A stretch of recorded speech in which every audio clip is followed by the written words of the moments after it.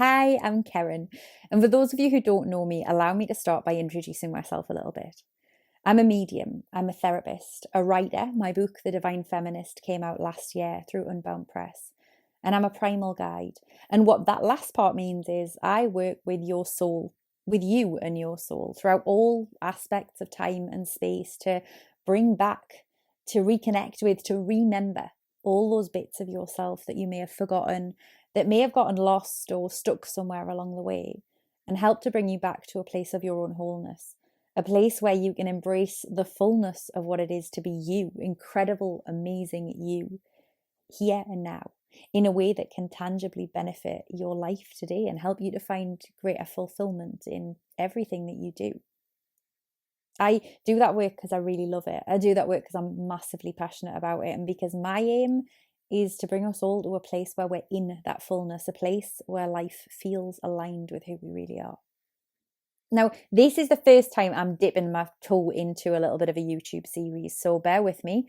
I'm working out location, I'm working out sound. I'm trying to figure out what works well here, so just bear with me. But I've been feeling a real call lately to talk on video about what's going on, about the energies that I'm feeling as somebody who works in the spirit realms often, as somebody who practices as a witch and works with those energies and rhythms of nature.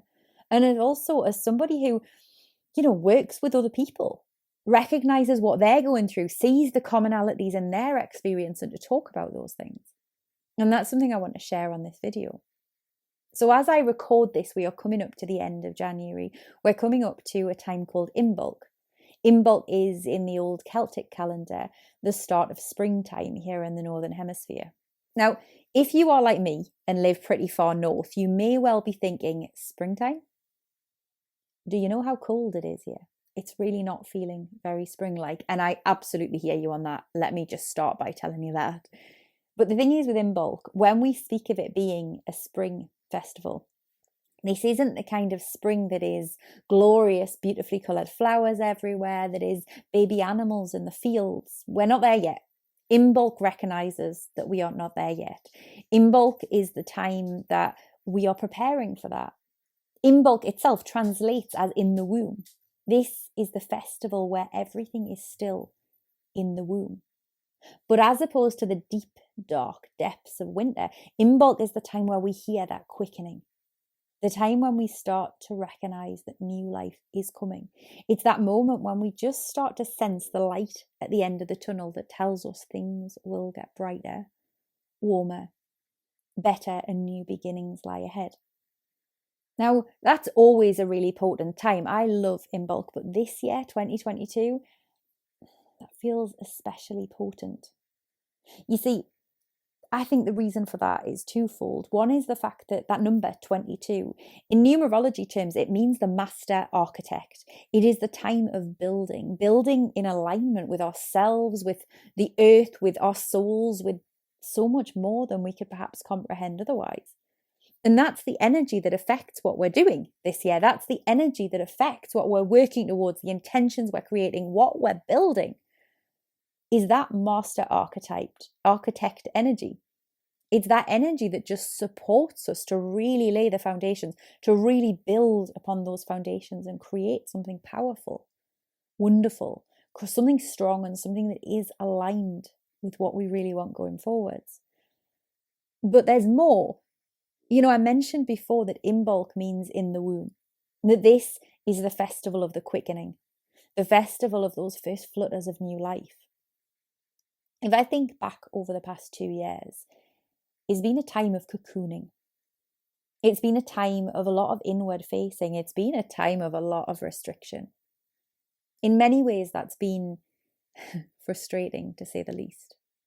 It's also been really challenging. We have, as a world, as individuals, as the collective, gone through a lot of loss, a lot of fear, a lot of sadness, a lot of fury, and a lot of change. I'm not going to sit here and explain that away and say, but it's all good, it all happened for a reason. It's been awful. Let's not beat around the bush here. There have been some awful, sad, heartbreaking things that have happened, and some infuriating things that we've borne witness to, that we've been asked to challenge within ourselves and within the world around us. And that is where we find ourselves now. At a time where we've spent 2 years being asked to really get familiar, intimately familiar with what is going on within us and within the world around us. When we've been asked to let go of the shit that we don't need to carry forward anymore. We've been asked to really say, okay, who do I want to be? Who am I? And who do I want to be instead? What versions of myself am I ready to leave behind? What aspects of my life are actually not that important anymore? What are the things when I'm here in isolation and I'm desperately longing for something different? What is it that I'm longing for? And there's times in that last 2 years that we've wondered whether we'll ever get there. We have all lost things, people, opportunities, experiences. The whole world is in that place. And we've all wondered whether there was ever going to get to a point where it really felt like we'd hit the light at the end of the tunnel. For me, that quickening that we're feeling with this Imbolc is an even greater sense than we've ever felt it before. I feel it in my own life, I feel it in the world around us, and I feel it in the lives of the clients I'm talking to. That this is an opportunity to birth the new that has been gestating for 2 years. This is an opportunity to birth the new that moves forward with the release, after the release of everything that there's been. You know, we are currently going through a phase as I record this of Venus is still in the last days of retrograde, Mercury is still in the last days of retrograde. And what a retrograde in planet's energy does is it forces us to kind of review. It forces us to look at that part of our lives and say, okay, what have I still not quite dealt with? What do I need to review again? What do I need to look at again, to think about, to change? And when we do that, we're able to say, okay, that bit done with and I release. That bit I bring forward with me, but I turn it into something new, something better. I change it, I grow with it, I recycle it perhaps. And so this is what we bring forward. We move into this time of quickening, free of the old things we've let go of, free of the patterns that we've broken, free of the parts of ourselves and the versions of ourselves that we just don't need to carry anymore. We move into this quickening ready to birth something that perhaps is very different for us. But when I say that, I don't want you to get scared or to be overwhelmed by it, because yeah, it's a pretty terrifying thing to hear someone say, we're ready to birth the new, we're ready to birth something big. I know that's terrifying. So what I am saying with this is that we can do this, but we don't have to do it right now. That sense of a quickening tells us that the birth doesn't have to happen immediately, you know, that the birth is coming. We can prepare ourselves for it. We can start to make the preparations in the world around us for that newness that we're bringing in. We can start to make the preparations in the world around us for that newness that we are. And when we do that, when we start to make those preparations, we start to build the foundations that allow us then to bring that new in when the time is right. Now, if you're sitting there thinking, I don't know what the new is, I don't know what that means, it's okay. We don't need to know just yet. Right now, it is enough to put a hand on our heart and to just breathe into who and where we are. Because in actual fact, throughout the whole of this, throughout this period of change, throughout what we're building, throughout who we become, the crux of it all always is in coming home to ourselves, in coming home to our hearts, in moving forward from a place of alignment within us. And so every day, every hour, if you can, remember the power in putting your hand on your heart and taking a breath in. Remember the power in letting that breath out and just letting yourself release anything and everything that feels heavy. Remember the power in just asking yourself, is this right for me? Is this right for me? And if the answer is yes, then go the hell for it. If the answer is, ask more questions. Ask why. Ask what's missing. Ask what you need. And the other thing I want to say is that if this idea of building the new overwhelms you because you're someone who's sitting there thinking, but I've been trying to release X, Y, or Z forever. I don't want to build the new with this great big piece of baggage hanging over my shoulder. Know that you don't have to. And I know that it can seem impossible to think you would ever let that stuff go. There are behavioural patterns we carry. There are thought patterns we carry. There are things that have been carried to us through generations, through lifetimes, that it can feel like we're stuck with forever. That doesn't ever have to be the case.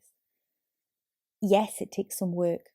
Yes, it can sometimes take approaching things from 2 or 3 different angles in 2 or 3 different ways, but we can release them. I worked with a client recently who came to me saying that she had a particular thing within her life, a particular pattern that she was just carrying forward. It didn't matter where she lived, it didn't matter who was in her life, it didn't matter what she was doing. She was carrying this forward and she never, ever was going to let go of it. By the time we finished working together, she had let go of it. By the time we had finished working together, she was like a different person, but also just as utterly awesome as she always had been. She just maybe hadn't realised it before. Now, I'm not saying that to say you must come and work with me. Although if you'd like to, check out my website. You can find out a little bit more about what I do and how you can work with me. I say that because actually my job in that process wasn't to do anything. I didn't wave a magic wand. I just facilitated. I helped her connect into those dots of where she needed to be, of who she really was. And then facilitated that journey, held her hand, stood next to her and cheered with every step she took. The real hero of that piece was my client. The real hero of your life is you. So when you hear that quickening of the new beginnings within yourself, know that not only are you birthing them, not only are those new beginnings being birthed through you, but those new beginnings are you. That with every single step that you take, with every word that you speak, with every day that you live, you are doing something that creates those new beginnings. You are stepping more and more into alignment with who you are. We just need to set that intention for ourselves, and more, we just need to believe that we can. Know that as you do this, you're not alone. Know that we are all, in our own way, letting go of those last remnants of the old so that we can move forwards into the new, so that we can honour that quickening, embrace it and birth whatever it is that is waiting to be birthed. Know that the support is there if you want it, from people like me, from friends, from the outside world, but know also that the support is within you. That once again, every time you put your hand on your heart, breathe in and ask, is this right for me? The answer that comes back, the voice that speaks to you, is so often the greatest guide, the greatest teacher, the greatest supporter that you will ever have in this life. And with that said, thank you so much for listening to me. I wish you a peaceful rest of Venus and indeed Mercury retrograde. I wish you a blessed Imbolc, and may the intentions that you set for this quickening and this new beginning lead you only ever further into yourself.